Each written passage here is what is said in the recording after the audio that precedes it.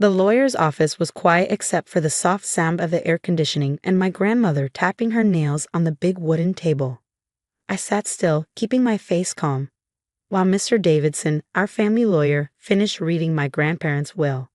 When he was done, he adjusted his glasses and said, "As for our adopted granddaughter, Megan Mitchell, she will receive nothing from the estate because she is not related by blood. I am Megan Mitchell. At 28 years old, I was being cut out of my family's history just because I was adopted. It's nothing personal, dear," my grandmother Margaret said, though her smirk said otherwise. The Mitchell fortune must stay in the real family. Across the table, my cousins, Austin and Gloria, struggled to hide their excitement. The $40 million estate would now be mostly theirs, with smaller amounts given to other relatives. "I understand," I said quietly, gathering my things. "Is there anything else, Mr. Davidson?" The lawyer shook his head, looking uncomfortable. He had known me since I was a baby and had seen my parents raise me as their own. But now, with both of them gone, killed in a car accident 3 years ago, there was no one left to stand up for me. As I stood up to leave, my grandmother spoke again. "Oh, and Megan, you'll need to move out of the guest house by the end of the month. It belongs to the Mitchells." I turned to face her, meeting her cold blue eyes. Of course, I wouldn't want to intrude on the real family. The guest house had been my home for a year while I took care of my grandfather before he passed. My grandmother barely let me see him, always saying he was too tired or too sick. But during one of my rare visits, my grandfather had secretly given me something, a key and a note with an address. At the time, I didn't know what it meant. Now, as I walked out into the bright Texas sun, I pulled the crumpled note from my purse. The address led to a storage unit outside Houston. Underneath it, my grandfather had written in shaky handwriting, "Your mother left this for you.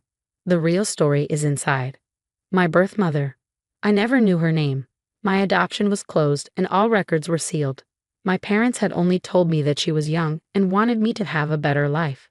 I drove to the storage facility, my grandmother's words ringing in my head, "Not really part of this family." The place was old, nothing like the modern storage units in Houston. An elderly man sat behind the counter, reading a worn-out book. "Can I help you?" he asked. I showed him the key and address. "I'm looking for this unit. It was rented about 28 years ago." He adjusted his glasses and looked at the key. "Ah, Unit 247. Pay for 30 years in advance. You must be the daughter." My heart skipped a beat. "You remember?"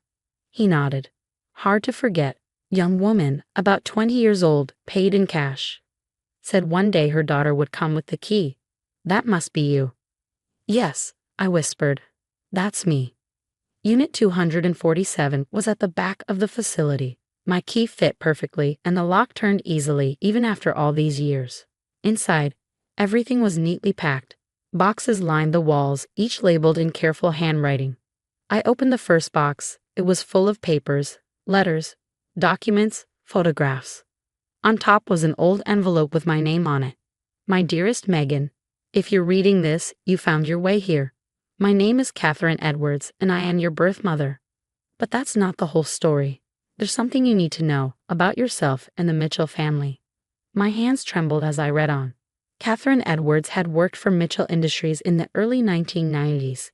She was smart, ambitious, and caught the attention of the CEO, my grandfather, Robert Mitchell. "The affair lasted 6 months," she wrote. "I was young and believed him when he said he'd leave his wife. When I got pregnant, everything changed. He saw me as a threat. He offered me money to go away, to have an abortion. When I refused, the threats began."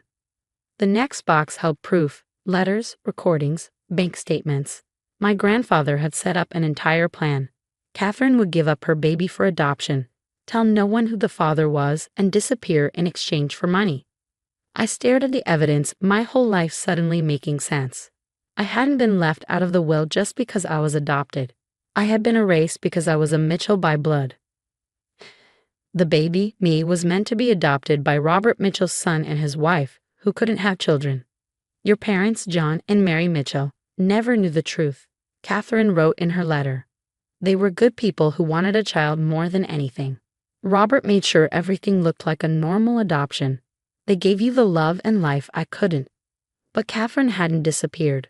For 28 years, she had been collecting proof, not just about my real father, but about the Mitchell family's darkest secrets. Corporate fraud, tax evasion, years of hidden crimes that built their fortune. I regret my part in all of this, she admitted. I was young and scared, and I let them control me.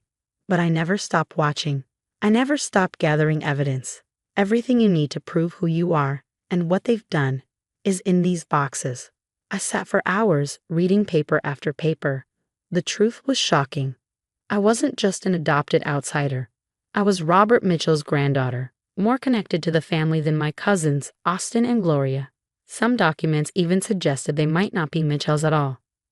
My phone buzzed. A text from my grandmother. Don't forget, end of the month. The guest house needs to be cleared out. I stared at the message, then back at the stacks of evidence.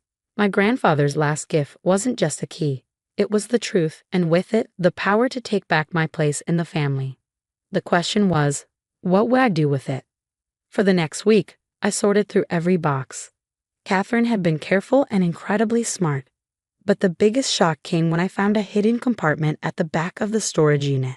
Behind a false panel, there was a laptop and stacks of hard drives, all labeled with dates. Catherine hadn't just collected evidence. She had continued tracking the family for years, using secret contacts and surveillance. My phone buzzed again, another text from my grandmother. The movers will be at the guest house tomorrow at 9 a.m. Be ready. I looked around my small living room, already packed up in boxes. For 3 years, I had lost everything. My parents, my place in the family, and now my home. But this time, I didn't feel helpless. For the first time, I had power. That night, I called the only person I could trust, Michael Chin, my father's old friend and the former CFO of Mitchell Industries. He had quit after my parents died, saying he couldn't be part of the company's corruption anymore. No one had believed him. Megan, he answered, his voice kind but worried. Are you okay? I heard about the will. I need your help, Uncle Mike. I said, using the name I had called him since childhood. Can we meet somewhere private? An hour later, I arrived at his house. His wife, Natalie, saw my face and didn't ask any questions. She just nodded and went to make tea. I spread the most important documents on Michael's dining table. As he read through them, his eyes widened. My God, he whispered. I knew they were hiding something, but this, he looked up at me. Do you understand what you have here?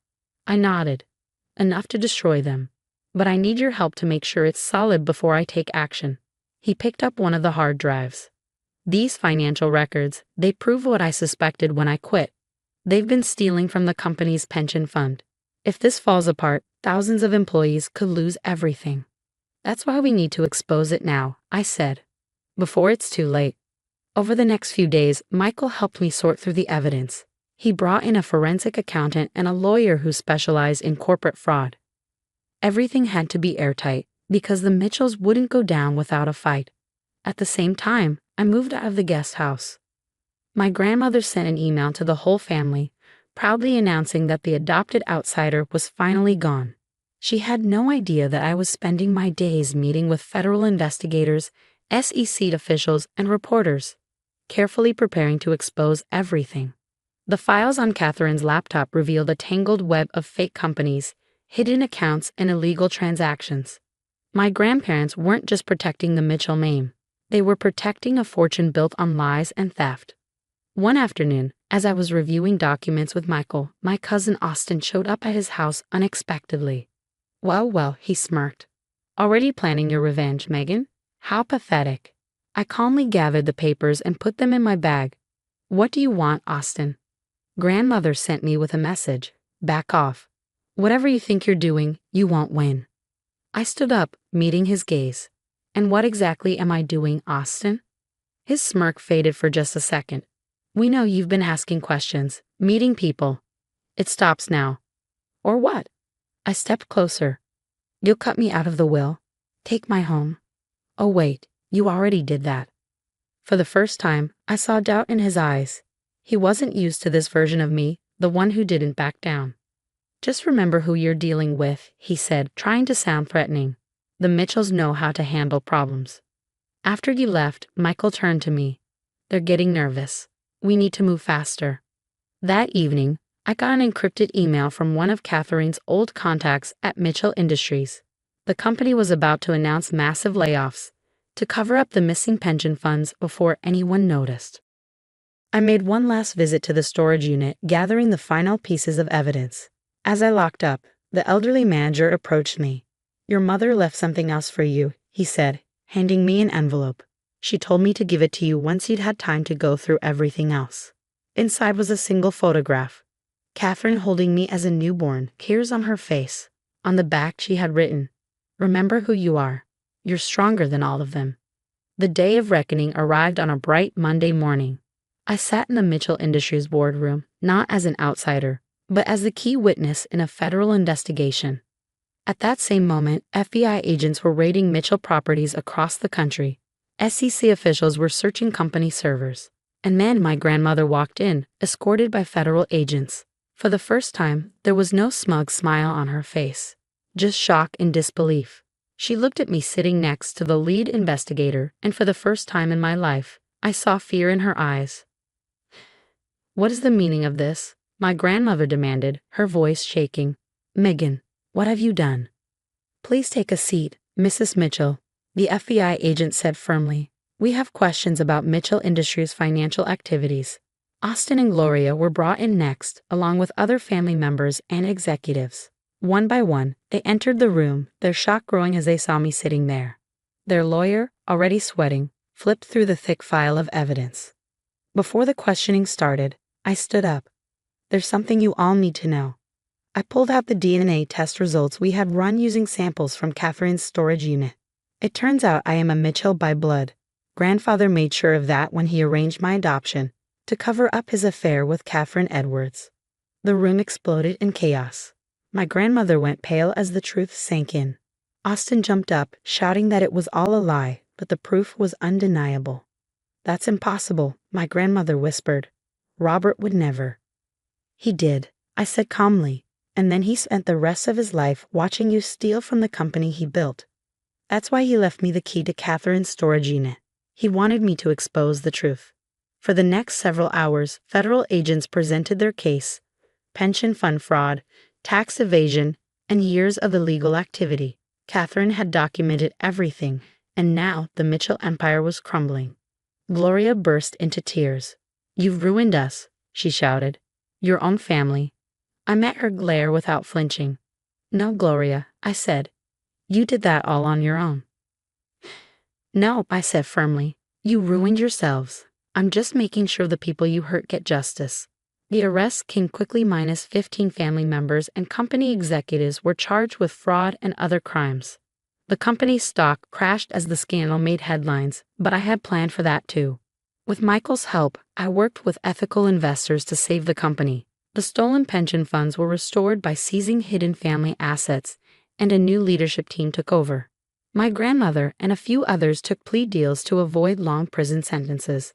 Austin and Gloria fought the charges but were found guilty. The powerful Mitchell empire, built on greed and lies, collapsed in weeks. As for me, the court ruled that, as Robert Mitchell's biological granddaughter and the person who exposed the fraud, I was entitled to a large share of the recovered money. But I didn't want it. Instead, I created a foundation to support the employees who had lost so much. A year later, I stood in the lobby of what was once Mitchell Industries, now called Phoenix Technologies, watching employees walk in. The company had survived and was now thriving under honest leadership. "Your mother would be proud," Michael said, standing beside me. "She spent years gathering evidence, hoping someone would finally reveal the truth." "Have you heard from her?" I asked. "We had searched for Catherine after everything came out, but she had vanished." "No, but her lawyer sent this." He handed me an envelope. Inside was a letter, written in the same careful handwriting I had seen on all her documents. "My dearest Megan, by now, you know the whole truth. I'm sorry I couldn't be there to help you, but you needed to find your own strength. I spent the last 28 years making sure you had the proof to fight this battle when the time came. I'll always regret giving you up, but watching you grow from a distance, I know I made the right choice by leaving you those files. You did what I never could. You held the family accountable for their crimes. I'm getting older now, and my job is done. Just know that I love you, and I'm so proud of you. You didn't do this for revenge. You did it for justice. You're everything I hoped you'd be, and more." With love, your mother, Catherine. I folded the letter, thinking about everything that had led me here. The Mitchells thought they could erase me, hide the truth, and get away with their crimes. Instead, they destroyed themselves. That evening, I visited the storage unit one last time. The elderly manager was still there, taking care of the place like always. Closing it out, he asked as I handed him the key. Yes, I said with a smile. The truth is finally out. Your mother knew you'd come one day, he said. Told me you were the kind of person who fights for what's right. As I drove home, I thought about family, not the one that abandoned me, but the one I had built. Michael and Natalie, who never stopped supporting me. The employees who trusted me to fix what had been broken. And Catherine, the mother I never knew, but who gave me the tools to uncover the truth. My phone buzzed. A text from Michael. Board meeting tomorrow. Ready to keep changing the world. I smiled and typed back a response. The Mitchells had believed that family was only about blood and power. They never understood that real legacy isn't about wealth or status. It's about doing what's right, no matter what. And in the end, the daughter they tried to erase became the one who saved everything they nearly destroyed.